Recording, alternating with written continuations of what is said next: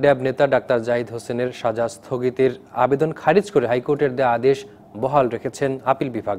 এই রায়ের ফলে 2 বছরের বেশি সাজাপ্রাপ্ত কেউ নির্বাচনে অংশ নিতে পারবেন না বলে আদেশ বহাল থাকলো। প্রধান বিচারপতি সৈয়দ মাহমুদ হোসেনের নেতৃত্বাধীন 7 বিচারপতির বেঞ্চ এই রায় দেন।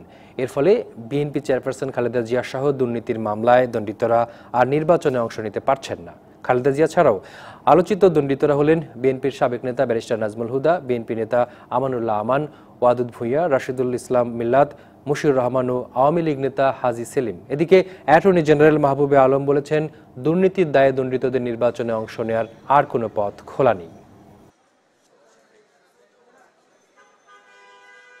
ফৌজদারি আপিল পেন্ডিং থাকলেও যারা সাজাপ্রাপ্ত ওনারা আপিল করতে, ওনারা ইলেকশন করতে পারবেন না, ওনাদের সেন্টেন্স সাসপেন্ড হবে না। যদি ইতিমধ্যে তারা মুক্ত হয়ে যান, অর্থাৎ খালাস হন, তবুও তাকে 5 বছর কাল অপেক্ষা করতে হবে নির্বাচনে অংশগ্রহণ করার জন্য।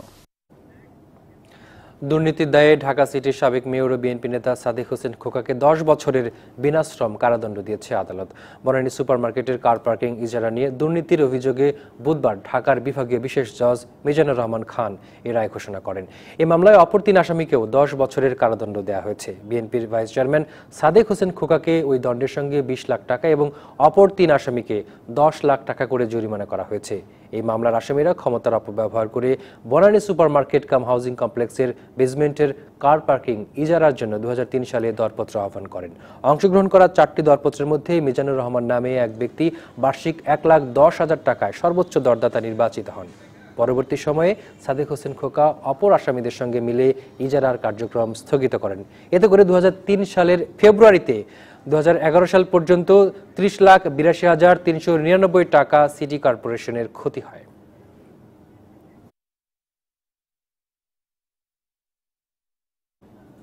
এখন দেখবেন অল টাইম বাটার বানের সৌজন্যে ভোটের বার্তা।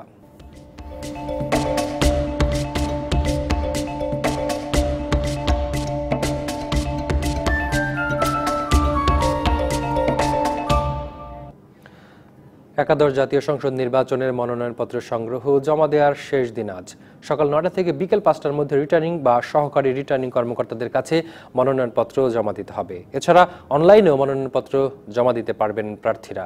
মনোনয়নপত্র দাখিলের শেষ দিনে প্রার্থীদের জন্য আচরণবিধি সম্পর্কে নির্দেশনা জারি করেছেন নির্বাচন কমিশন। মনোনয়নপত্র জমা দিলেও 10ই ডিসেম্বরের আগে প্রচারণা চালাতে পারবেন না প্রার্থীরা।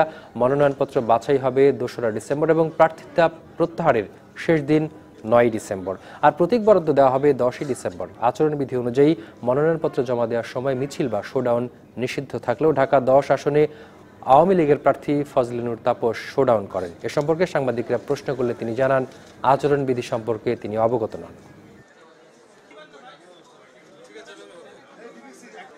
সাথে না থাকলে তারাই যেহেতু নির্বাচনে একটি অগ্রণী ভূমিকা পালন করে, তো তা স্বাভাবিকভাবেই তাদের থাকবে। তারপরও আমরা আমাদের যেহেতু এলাকায় 4টি থানা এবং 6টি ওয়ার্ড, শুধুমাত্র শীর্ষস্থানীয় নেতৃবৃন্দ এখানে উপস্থিত হয়েছেন। এখানে আমি বিধিনিষেধটা আমার জানা নেই, এখানে কয়েকজন এসেছে আমার সঙ্গে। দর্শক, একাদশ জাতীয় সংসদ নির্বাচনের মনোনয়নপত্র সংগ্রহ জমা দেওয়ার শেষ দিন আজ। এই মুহূর্তে রাজধানীর সেগুনবাগিচা রিটার্নিং কর্মকর্তার কার্যালয়ে আছেন সহকর্মী কাউসারা কুমু, একই সাথে বরিশালে রিটার্নিং কর্মকর্তার কার্যালয়ে আছেন সহকর্মী অপূর্ব আপু। দুজনেই আমাদের সঙ্গে যোগ দিবেন। প্রথমে যাচ্ছি সহকর্মী কাউসারা চৌধুরী কুমুর কাছে।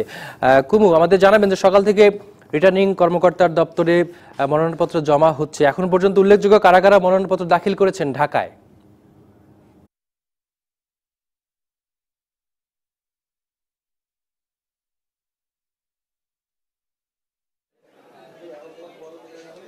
জানেন যে সকাল থেকে আসলে 10টা নাগাদই শুরু হয়েছে এই মনোনয়নপত্র জমা দেওয়ার বিষয়টি। গতকালকেও যেহেতু অনেকে দিয়েছেন, এর মধ্যে আওয়ামী লীগের প্রার্থীরা এসেছেন আজকে, যেমন সাহারা খাতুন এসেছেন, ব্যারিস্টার তাপস, ফজলিনুর তাপস এবং আসমত। বিএনপির পক্ষ থেকে এসেছেন আরও নেতারা, এবং কিছুক্ষণ আগে জামায়াতের একজন প্রতিনিধিও দিয়ে গেলেন তাদের একটি যে আসন, ঢাকা 15 আসনের ডাক্তার জামাত জেনারেল সেক্রেটারির পক্ষ থেকেও একজন দিয়ে গেলেন। এভাবে কিন্তু ছোট বড় প্রায় সব নেতারা, হেভিওয়েট প্রার্থীরাও কিন্তু আসছেন এবং তাদের মনোনয়নপত্র জমা দিয়েছেন। ইতিমধ্যে প্রায় 40টির মতো মনোনয়নপত্র এখানে জমা দেওয়া হয়েছেন। এর মধ্যে গণফোরাম নেতা সুব্রত রায়চৌধুরী এসেছিলেন এবং যে বাম দলীয় যে নেতারা তারাও কিন্তু আসছেন তাদের মনোনয়নপত্র জমা দেওয়ার জন্য। কারণ যেহেতু আজকে মনোনয়নপত্র জমা দেওয়ার শেষ দিন, বিকেল 5টা পর্যন্ত চলবে এই মনোনয়নপত্র জমা দেওয়ার বিষয়টি, সেই সুবাদে কিন্তু যারা এখনো পর্যন্ত বাকি আছেন তারা এক একে আসছেন এবং সকাল থেকেই চলমান যে নেতারাই আসছেন। এবং তবে বিএনপির পক্ষ থেকে কিন্তু নেতারা না এসে বেশিরভাগ ক্ষেত্রেই দেখা যাচ্ছে যে তাদের প্রতিনিধিরা এসে দিয়ে যাচ্ছেন তাদের মনোনয়নপত্রটি জমা, এবং তারা দাবি করছেন যে তাদের লেভেল প্লেয়িং ফিল্ড এখনো ঠিক নেই। নির্বাচন কমিশনের কাছে তারা দাবি করছেন যেন আজ থেকেই যেন এই বিষয়টি নির্বাচন কমিশন আরো ভালোভাবে তদারকি করে। এবং তবে সব রাজনৈতিক দলগুলো বলছে যে এবার একটি সুষ্ঠু গ্রহণযোগ্য একটা নির্বাচন, সব দলের অংশগ্রহণে একটি গ্রহণযোগ্য নির্বাচন অনুষ্ঠিত হবে এবং এই গ্রহণযোগ্য নির্বাচনের জন্য যেন লেভেল প্লেইং ফিল্ডটা ঠিক করা হয়, সব রাজনৈতিক দলের জন্য সমান সুযোগ তৈরি করা হয়, সেই সুযোগটা যেন দেওয়া হয়। তবে আমরা দেখেছি যে সকাল থেকে যে রাজনৈতিক দলের আওয়ামী লীগ, বিএনপি যাই বলেন না কেন, তারা কিন্তু সবাই তাদের আচরণ, বেশিরভাগ নেতারাই, বেশিরভাগ মনোনয়ন প্রার্থীরাই কিন্তু তাদের আচরণবিধি লঙ্ঘন করেছেন। তারা যেখানে 5 থেকে 7 জন করে মানুষের বেশি নিয়ে আসার কথা নয়, সেখানে কিন্তু শুরু থেকেই আওয়ামী লীগ এবং বিএনপি তারা তাদের যে মনোনয়ন যে প্রার্থীদের সাথে কিন্তু 7 জনের একাধিক প্রায় 10 থেকে 12 জন, কেউ 20 জন করে মানুষ নিয়ে এখানে প্রবেশ করেছেন এবং আচরণবিধি লঙ্ঘনের ঘটনা আমরা কমিশনের দৃষ্টি আকর্ষণ করেছিলাম যে যেহেতু আচরণবিধি লঙ্ঘন হচ্ছে সে ধরনের কোনো পদক্ষেপ নেবে কিনা। তারা কিন্তু সে ব্যাপারে এখনো বলছেন যে সুনির্দিষ্ট অভিযোগ না আসলে তাদের আসলে করার কিছু নেই। এই ছিল আসলে সর্বশেষ পরিস্থিতি। এখনো পর্যন্ত যেহেতু জমা দিচ্ছে, আমাদের 5টা পর্যন্ত অপেক্ষা করতে হবে যে সব মিলিয়ে কতজন প্রার্থীরা কতগুলো মনোনয়নপত্র জমা দিয়েছেন, একটু অপেক্ষা করতে হবে আমাদের।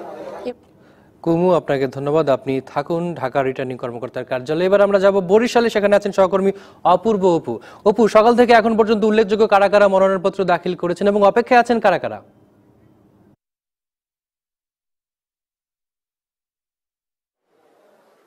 ধন্যবাদ আপনাকে। আমি এই মুহূর্তে আছি বরিশালের জেলা রিটার্নিং কর্মকর্তার কার্যালয়ে। আসলে এখানে সকাল 10টা থেকে উৎসব মুখর পরিবেশে একে একে বরিশালের যে 6টি আসন রয়েছে সেখানকার বিভিন্ন আসনের এখন পর্যন্ত 25 জন প্রার্থী তাদের এই কার্যালয়ে এসে তাদের মনোনয়নপত্র জমা দিয়েছেন। এর বাইরেও আপনি জানেন যে বিভিন্ন যে উপজেলা কার্যালয় রয়েছে সেখানেও কিন্তু মনোনয়নপত্র জমা দেওয়ার আমরা খবর পেয়েছি। তবে সকাল থেকে এখানে উৎসব মুখর পরিবেশ ছিল এবং যদিও বা কিছুক্ষণ আগে এখানকার বরিশাল সদর 5 আসনের মুজিবুর রহমান সরোয়ারের পক্ষ থেকে যখন মনোনয়নপত্র জমা দিতে আসলে পর কর্মী সমর্থকদের মধ্যে তাদের অভ্যন্তরীণ দলীয় কর্মীদের মধ্যে হাতাহাতির ঘটনা ঘটে এবং সেখানে 3 জন আহত হয়। যখন এই কার্যালয়ে প্রবেশ করে তখনই এক দফায় হয় এবং যখন এই কার্যালয়ে ত্যাগ করে, অর্থাৎ এই জেলা প্রশাসকের কার্যালয়ের বহিরাংশে আরেক দফায় কিন্তু দলীয় কর্মীদের মধ্যে হাতাহাতি হয় এবং সেখানে 3 জন আহত আমরা খবর পেয়েছি। এই মুহূর্তে গণফোরামের নেতারা তারা মনোনয়নপত্র জমা দিয়েছে।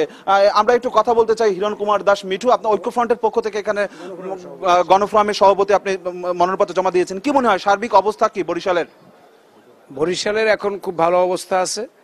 আমরা মনে করি যে এই শান্তিপূর্ণভাবে যদি নির্বাচন হয়, মানুষ যদি ভোটাধিকার প্রয়োগ করতে পারে এবং এই পরিবেশ যদি বজায় থাকে তাহলে একটা উৎসব মুখর পরিবেশে এবং শান্তিপূর্ণভাবেই এবারকার জাতীয় সংসদ নির্বাচন অনুষ্ঠিত হবে বলে আমরা আশা করি। ধন্যবাদ। ঐক্যফ্রন্ট নেতা গণফোরামের সভাপতি বরিশালের, তিনি বলছেন যে এখানে এখন পর্যন্ত শান্তিপূর্ণ অবস্থান বিরাজ করছে। যদিও বিএনপির প্রার্থী মুজিবুর রহমান সরোয়ার তিনি বেশ কিছু অভিযোগ করেছেন, লেভেল প্লেইং ফিল্ড ঠিক নাই কিংবা অন্যান্য জায়গায় যে সমস্যাগুলো রয়েছে তারা সেটা চিহ্নিত করে সুনির্দিষ্টভাবে রিটার্নিং কর্মকর্তার কাছে তারা অভিযোগ করেছেন যেন সেগুলো লেভেল প্লেইং ফিল্ড ঠিক করা হয়। এর বাইরে এখন পর্যন্ত আওয়ামী লীগের পক্ষ থেকে বরিশাল 1 আসনে আবুল হাসনাত আব্দুল্লাহ, বরিশাল 2 আসনে বেশ কয়েকজনই কিন্তু মনোনয়ন দিয়েছে। যদিও বা নৌকার প্রার্থীর বাইরেও আওয়ামী লীগ সমর্থিত একজনের বাইরেও কিন্তু স্বতন্ত্রভাবে আরো 2 জন এখানে মনোনয়ন দিয়েছে। বরিশাল 3 আসনে, বরিশাল 4 এবং বরিশাল, মোট কথা হচ্ছে বরিশাল 6টি আসনে উৎসবমুখর পরিবেশে কিন্তু সকাল থেকে একের পর এক রিটার্নিং কর্মকর্তার কাছে কিংবা সহকারী রিটার্নিং কর্মকর্তার কাছে তারা মনোনয়নপত্র জমা দিয়েছে। তো এই হচ্ছে আমার কাছে যতটুকু খবর ছিল। অপু, আপনাকে ধন্যবাদ। সানজি স্টেইনলেস স্টিল ইন্ডাস্ট্রির সৌজন্যে ডিবিসি সংবাদে আরও থাকছে। জাতীয় নির্বাচনে ঋণ খেলাপি প্রার্থীদের চিহ্নিত করতে আগামী 3 দিন খোলা থাকবে ব্যাংকের সিআইবি সেল, নির্দেশ কেন্দ্রীয় ব্যাংকের। এবার গোল্ডমার্ক বিস্কুট নিবেদিত নির্বাচনের খবর।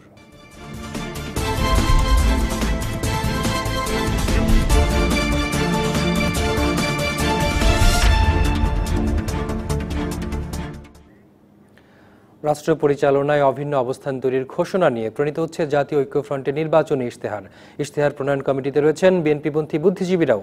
ইশতেহারের শরিক সব দলের মতামতকে গুরুত্ব দেওয়া হবে বলে জানালেন বিএনপির স্থায়ী কমিটির সদস্য ব্যারিস্টার মওদুদ আহমদ। জাতীয় ঐক্যফ্রন্টের নির্বাচনী ইশতেহার তৈরির কাজ চলছে পুরোদমে। গণস্বাস্থ্য কেন্দ্রের প্রতিষ্ঠাতা ডাক্তার জাফরুল্লাহ চৌধুরী এই ইশতেহার প্রণয়ন কমিটির নেতৃত্ব দিচ্ছেন। দেশের মেরামত দরকার, এভাবে চলতে পারে না একটা দেশ। 3টি স্লোগানকে ভিত্তি করে এই ইশতেহার তৈরি হচ্ছে বলে জানিয়েছেন কমিটির সদস্য সিনিয়র সাংবাদিক মাহফুজুল্লাহ।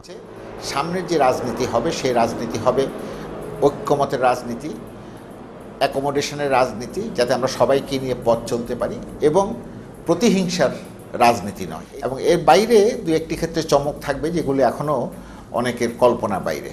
নাগরিক ঐক্যের আহ্বায়ক মাহমুদুর রহমান মান্না জানান, জাতীয় ঐক্যফ্রন্টের 11 দফার আলোকেই তৈরি হবে ইশতেহার, যার মূল লক্ষ্য হবে গণতন্ত্র, সুশাসন, দুর্নীতিমুক্ত সমাজ, বিচার বিভাগের স্বাধীনতা, বৈষম্য দূরীকরণ, অর্থ বৈষম্য যেটা আছে, বিনিয়োগ এবং কর্মসংস্থান সহ একটা গণতান্ত্রিক সমাজ নির্মাণের অঙ্গীকার আছে। তারই আলোকে আসলে ইশতেহারটা তৈরি করা হচ্ছে।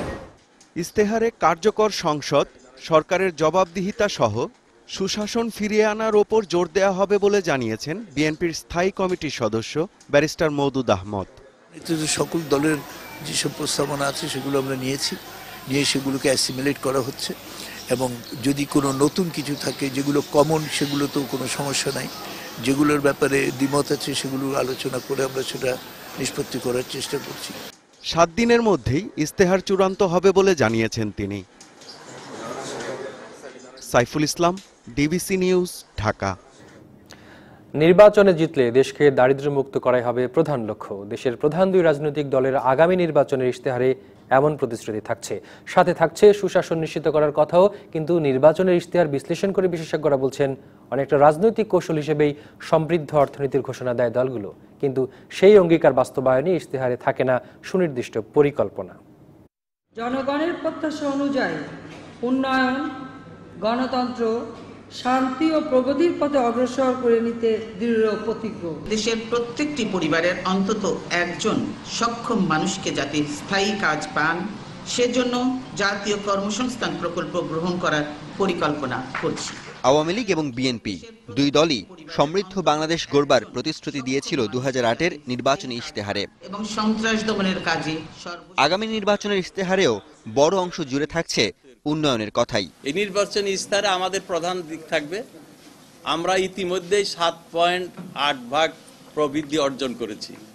এই প্রবৃদ্ধিকে আরো আমরা বাড়াতে চাই। আমরা দারিদ্র বিমোচন করেছি, এমডিজির সকল গোল অর্জন করেছি। আমরা দারিদ্রকে আরো কমিয়ে আনতে চাই, অতি দরিদ্রকে একদম 3-4-এর নিচে নিয়ে আসতে চাই। উন্নয়ন হতে হবে কল্যাণকর রাষ্ট্রের জন্য। উন্নয়নের ফল বাংলাদেশের নাগরিকরা ভোগ করতে হবে। কল্যাণকর রাষ্ট্র হিসেবে জনগণের কাছে রাষ্ট্রের সুবিধা পৌঁছে দিতে হবে। সেটা স্বাস্থ্য, শিক্ষা থেকে শুরু করে মানব সম্পদ উন্নয়ন থেকে করে কর্মসংস্থানের মাধ্যমে এবং সামাজিক নিরাপত্তার সঠিক ব্যবস্থার মাধ্যমে।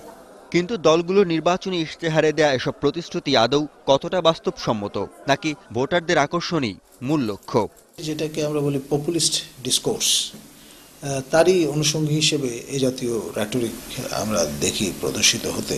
যে যত অলংকার যুক্ত করে দ্রুতি ছড়াতে পারেন সেটার একটা প্রতিযোগিতা আমরা লক্ষ্য করি। কিন্তু মূল যে বিষয়টা, অর্থাৎ অর্থনীতি যে একটি দেশের মূল চালিকা শক্তি, সেই বিষয়টা সেইভাবে সন্নিবেশিত নয় কিংবা উপস্থিত না। তবে যে দলই ক্ষমতায় আসুক, তাদের সমৃদ্ধ বাংলাদেশ গড়তে বিনিয়োগ, কর্মসংস্থানের দিকে আলাদা নজর দেওয়ার পরামর্শ অর্থনীতিবিদদের। বেসরকারি খাতের বিনিয়োগ গত প্রায় 1 দশক ধরে জাতীয় উৎপাদনের আনুপাতিক হার হিসেবে মোটামুটি স্থির হয়ে আছে। এক্ষেত্রে যে সমস্ত প্রতিবন্ধকতা আছে, সেই প্রতিবন্ধক দূরীকরণ করার জন্য কি ধরনের পরিকল্পনা হবে তার একটা ইঙ্গিত থাকা উচিত। সেই সাথে দীর্ঘমেয়াদে উন্নয়ন অগ্রযাত্রা অব্যাহত রাখতে সুশাসনও নিশ্চিত করতে হবে। Arifur Rahman, DBC news, Dhaka. DBC সংবাদে একটা বিরতি নিচ্ছি, সঙ্গেই থাকুন। সরকার নির্বাচন কমিশনের মাধ্যমে অনাচার চালাচ্ছে বলে অভিযোগ করেছেন বিএনপি নেতা রুহুল কবির রিজভী। সকালে রাজধানীর নয়াপল্টনে দলের কেন্দ্রীয় কার্যালয়ে সংবাদ সম্মেলনে একথা বলেন তিনি। আর নির্বাচন কমিশন কার কথা শুনছেন? সরকারের কথা শুনছেন। তল্লাশির নামে ব্যাপক ভাঙচুর ও পরিবারের সদস্যদের সাথে অশোভন আচরণ যেন পুলিশের রুটিন ওয়ার্কে পরিণত হয়েছে। আমি এ ধরনের দুষ্কর্ম থেকে অবিলম্বে সরে আসার জন্য আবারও আইন শৃঙ্খলা বাহিনীর প্রতি আহ্বান জানাচ্ছি। এই মুহূর্তে রংপুরে রিটার্নিং কর্মকর্তার কার্যালয়ের সামনে রয়েছেন সহকর্মী নাজমুল ইসলাম নিশাত। সেখানকার মনোনয়নপত্র জমা দেওয়ার সবশেষ তথ্য জানতে যোগ দিচ্ছি তার সঙ্গে। নিশাত, সকাল থেকে তো মনোনয়নপত্র জমা হচ্ছে, তো আপনার কাছে সর্বশেষ কি তথ্য আছে? কারা কারা মনোনয়নপত্র এখন পর্যন্ত জমা দিয়েছেন?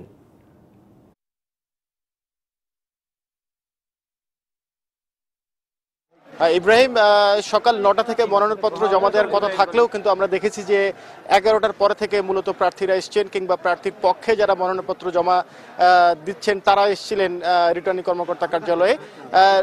এখান থেকে রংপুর জেলা রিটার্নিং কর্মকর্তার কার্যালয় থেকে 66টি মনোনয়ন ফর্ম নেওয়া হয়েছে। এখন পর্যন্ত যতটুকু আমরা জানতে পেরেছি যে 20 জন মনোনয়নপত্র জমা দিয়েছেন। এর মধ্যে HM এরশাদের পক্ষ থেকে মশিউর রহমান রাঙ্গা জমা দিয়েছেন, এবং আমি এখন রয়েছে রংপুর 5 আসনে। এখান থেকে HN আশিকুর রহমান কিছুক্ষণ আগেই তার মনোনয়নপত্রটি জমা দিয়েছেন, এবং পাশাপাশি বাম দলের যারা নেতা রয়েছেন রংপুরে আমরা দেখেছি যে তিনি কিছুক্ষণ আগে তার মনোনয়নপত্রটি জমা দিয়েছেন, এবং বিকেলের দিকে মশিউর রহমান রাঙ্গা তার নির্বাচনী আসন গঙ্গাচড়া থেকে তার মনোনয়নপত্রটি জমা দেবেন।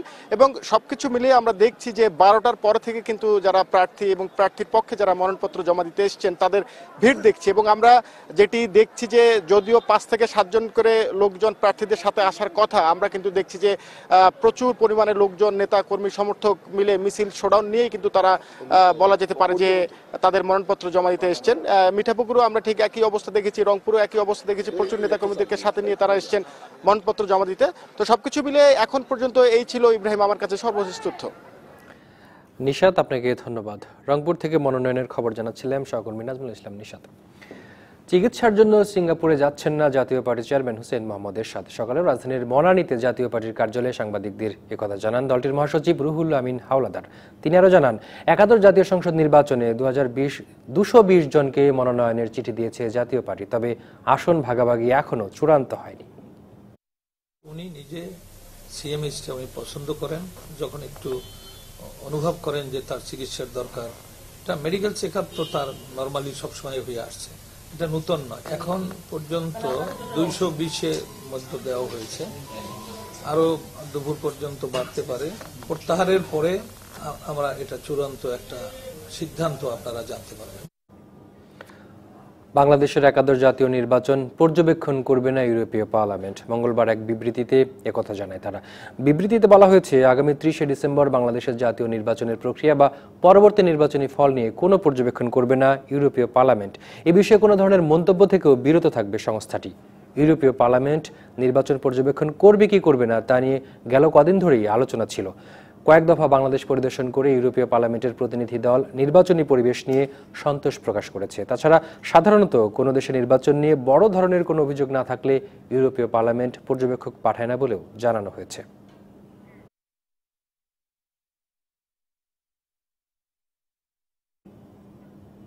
এবার জানাবো এনআরবিসি ব্যাংক অর্থ ও বাণিজ্যের খবর।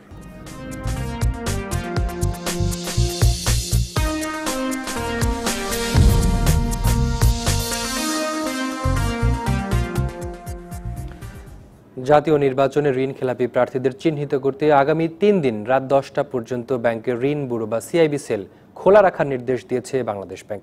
কেন্দ্রীয় ব্যাংকের সিআইবি বিভাগ থেকে এক চিঠিতে বলা হয়েছে, ব্যাংক ও আর্থিক প্রতিষ্ঠানগুলোকে এই নির্দেশনা দিয়ে বলা হয়েছে। এতে বলা হয়, ব্যাংকগুলোকে বৃহস্পতিবার থেকে শনিবার পর্যন্ত সকাল 9টা থেকে রাত 10টা পর্যন্ত তাদের সিআইবি সেল খোলা রাখতে হবে। এছাড়া ব্যাংক ও আর্থিক প্রতিষ্ঠানগুলোকে নির্বাচনে অংশ নিতে যাওয়া প্রার্থীদের তালিকা সংগ্রহ করে তাদের ঋণের তথ্য বের করতে হবে। তালিকায় থাকা কোনো প্রার্থী ঋণ খেলাপি হলে তার তথ্য সহ ব্যাংক কর্মকর্তাকে রিটার্নিং কর্মকর্তার দপ্তরে বাধ্যতামূলকভাবে উপস্থিত থাকতে হবে।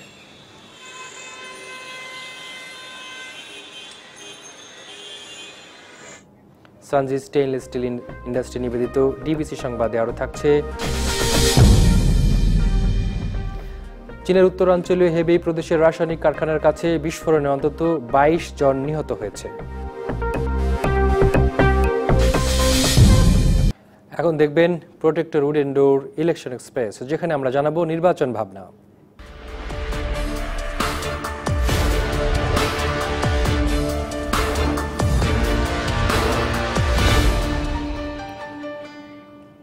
Protector wood and door election express আজ রয়েছে ঢাকা 1 আসনে। এই মুহূর্তে দোহারে আছেন সহকর্মী বুলবুল রেজা, সরাসরি চলে যাচ্ছি তার কাছে।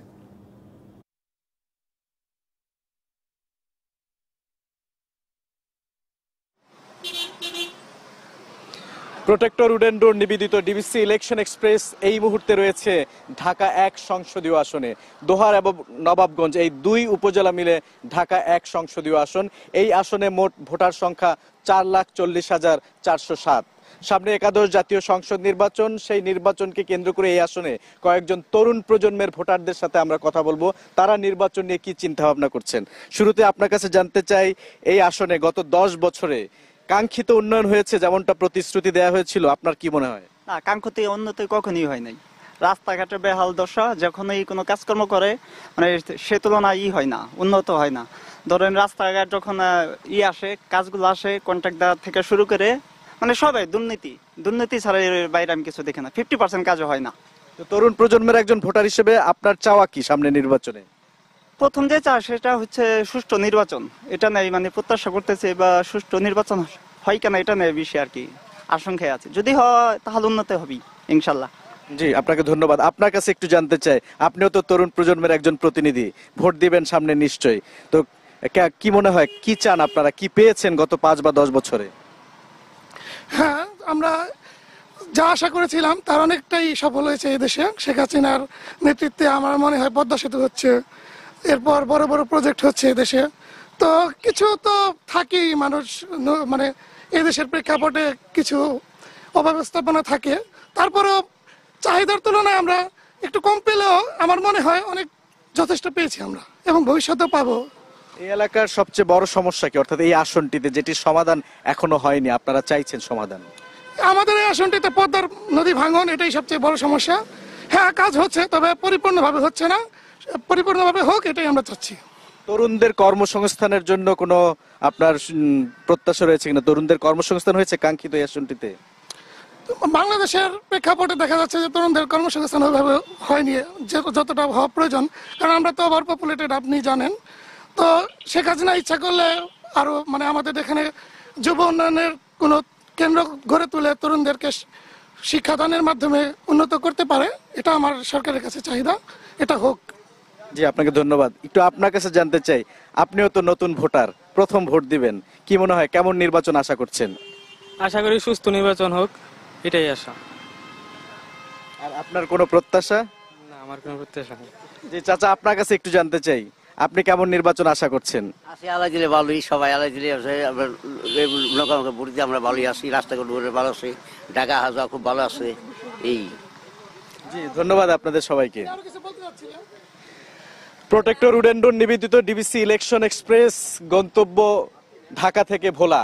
পথে যেতে যেতে যে কয়টি আসন পড়বে, প্রতিটি আসনে আমরা আসনে একাদশ জাতীয় সংসদ নির্বাচনকে কেন্দ্র করে বিভিন্ন শ্রেণী পেশার মানুষের বক্তব্য শুনবো, তাদের নির্বাচনী চিন্তা ভাবনা তুলে ধরার চেষ্টা করব। থাকুন ডিবিসি ইলেকশন এক্সপ্রেসের সঙ্গেই। ডিবিসি সংবাদে আরেকটি বিরতি নিচ্ছি, সঙ্গেই থাকুন। স্বাগত আরো একবার, দেখছেন ডিবিসি সংবাদ। এ পর্যায়ে মার্কেন্টাইল ব্যাংক সংবাদ শিরোনাম জানাবো আরেকবার। 2 বছরের বেশি দণ্ডিত কোনো ব্যক্তি নির্বাচনে অংশ নিতে পারবেন না, হাইকোর্টের রায় আপিল বিভাগে বহাল।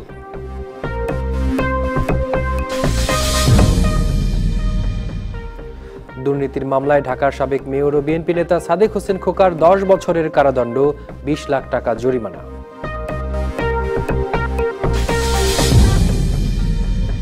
শেষ দিনে জাতীয় সংসদ নির্বাচনে বিভিন্ন দলের প্রার্থীরা জমা দিচ্ছেন মনোনয়নপত্র।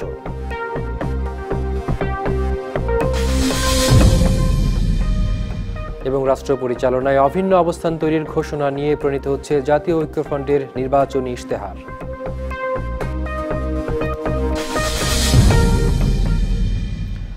দলের টিকিট পেয়ে নেতাকর্মীদের নিয়ে মাঠ গোছাতে নেমে পড়েছেন চট্টগ্রামের প্রার্থীরা। মনোনয়ন বঞ্চিত সহ দলের সবাইকে নিয়ে কাজ করতে নিজ এলাকায় চলে গেছেন অনেক প্রার্থী। অন্যদিকে ব্যস্ত সময় পার করছেন নির্বাচন কর্মকর্তারাও।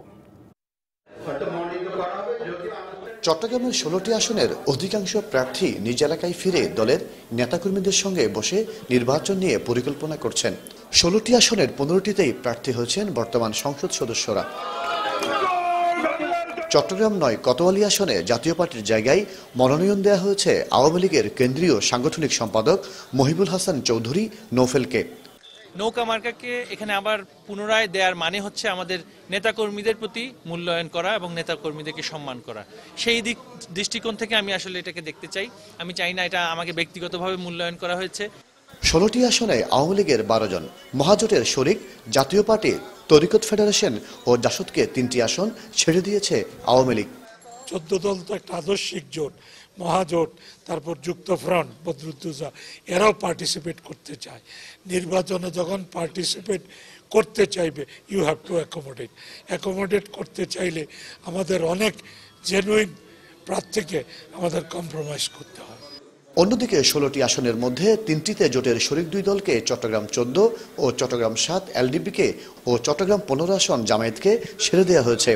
জেলে থেকে নির্বাচন করবেন কোতোয়ালি 9 আসনের প্রার্থী নগর বিএনপি সভাপতি ডাক্তার শাহাদাত হোসেন ও সীতাকুণ্ড আসনের প্রার্থী আসলাম চৌধুরী।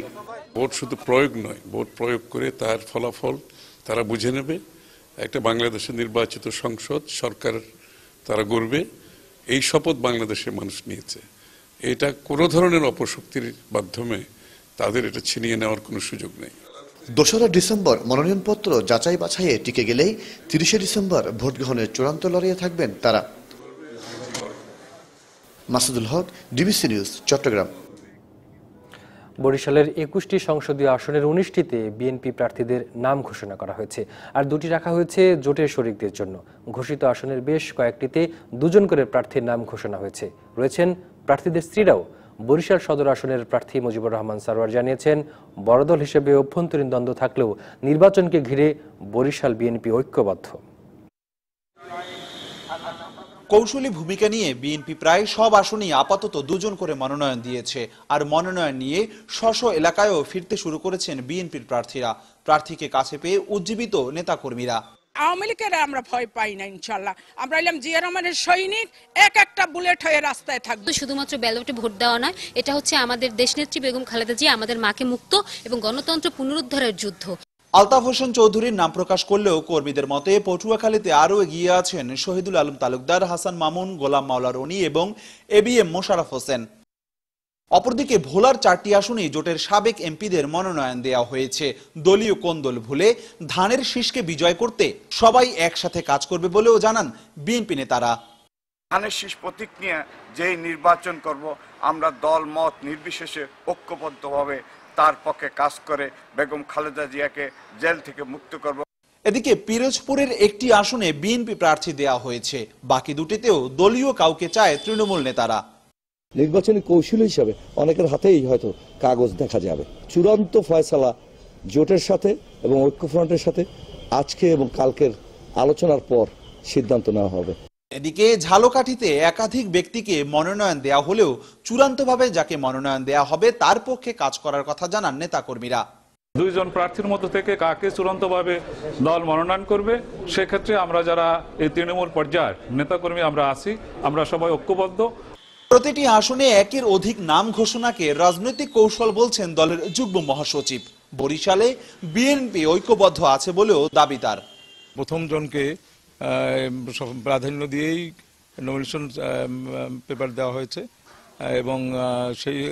এবং দ্বিতীয় জনকে রাখা হয়েছে এই জন্য, যদি প্রথম জনের কোনো অসুবিধা থাকে তাহলে দ্বিতীয় জন ওখানে নমিনেশন সাজাতে চান। Apurba Apu, DBC news, Barishal. DBC সংবাদে নিচ্ছি আরেকটি বিরতি, সঙ্গেই থাকুন। স্বাগত আরেকবার ডিবিসি সংবাদে, সাথে আছি ইব্রাহিম পাঠান। জানাবো আন্তর্জাতিক খবর। চীনের উত্তরাঞ্চলে হেবেই প্রদেশে একটি রাসায়নিক কারখানার কাছে বিস্ফোরণে নিহত হয়েছে অন্তত 22 জন। বুধবার ভোরে প্রদেশের ঝাংঝিয়াকু শহরের হেবেই সেনঘুয়া কেমিক্যাল ইন্ডাস্ট্রির কাছে এই বিস্ফোরণ হয়। এই ঘটনায় আহত হয়েছে আরও 22 জন। দেশটির রাষ্ট্রীয় বার্তা সংস্থা সিনহুয়া জানিয়েছে, বিস্ফোরণের আগুনে কারখানার সামনে অন্তত 50টি গাড়ি পুড়ে গেছে। বিস্ফোরণের কারণ জানা যায়নি। ঘটনার তদন্ত চলছে বলে জানিয়েছে কর্তৃপক্ষ। এদিকে হেবেই সেনঘুয়া কেমিক্যাল ইন্ডাস্ট্রি কর্তৃপক্ষ জানিয়েছে, তাদের কারখানায় বিস্ফোরণ হয়নি, যদিও বিস্ফোরণের পর কারখানাটি বন্ধ রাখা হয়েছে।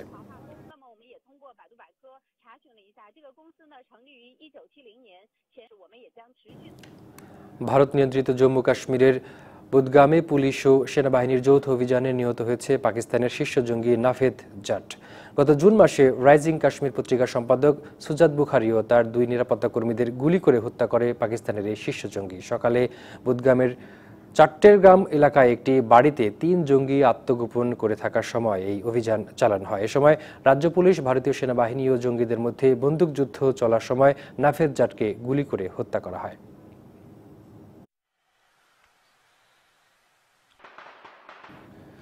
ক্রিমিয়া উপকূলে উত্তেজনার জের ধরে রাশিয়ার প্রেসিডেন্ট ভ্লাদিমির পুতিনের সঙ্গে নির্ধারিত বৈঠক বাতিল করতে পারেন মার্কিন প্রেসিডেন্ট ডোনাল্ড ট্রাম্প। ওয়াশিংটন পোস্টের এক সাক্ষাৎকারে একথা জানিয়েছেন ট্রাম্প।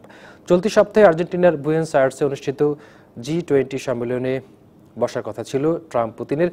ট্রাম্প জানান, ক্রিমিয়া উপকূলে চলমান উত্তেজনার কারণ সম্পূর্ণ না জেনে তিনি এই বৈঠকে বসবেন না। এদিকে ক্রিমিয়া উপকূলে ইউক্রেন নৌবাহিনীর জাহাজ আটক করায় রাশিয়ার উপর নতুন করে নিষেধাজ্ঞা আরোপের আহ্বান জানিয়েছেন ইউরোপীয় নেতারা। এছাড়া অস্ট্রিয়া, পোল্যান্ড এবং এস্তোনিয়াও নতুন নিষেধাজ্ঞা আরোপের আহ্বান জানিয়েছে। তবে এতে সমস্যার সমাধানের বদলে পরিস্থিতি আরও জটিল হবে বলে হুমকি দিয়েছে রাশিয়া। অন্যদিকে ইউক্রেন নৌবাহিনীর 3টি জাহাজ থেকে আটক 24 নাবিকের মধ্যে 12 জনকে 2 মাসের কারাদণ্ড দিয়েছে ক্রিমিয়ার একটি আদালত। এবার জানাবো ইসলাম গ্রুপ খেলার খবর।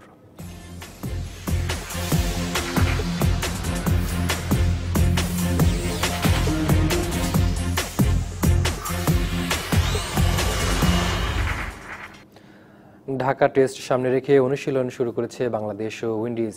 সকালে মিরপুর স্টেডিয়ামে প্রথমে ফিল্ডিং সেশন করেন টাইগাররা, পরে নেটে ব্যাটিং আর বোলিংয়ে খাম ঝরিয়েছেন সাকিব আল হাসানের দল। অন্যদিকে বিসিবি একাডেমি মাঠে ব্যাটে বলে নিজেদের ঝালিয়ে নিয়েছেন ক্যারিবীয়রা।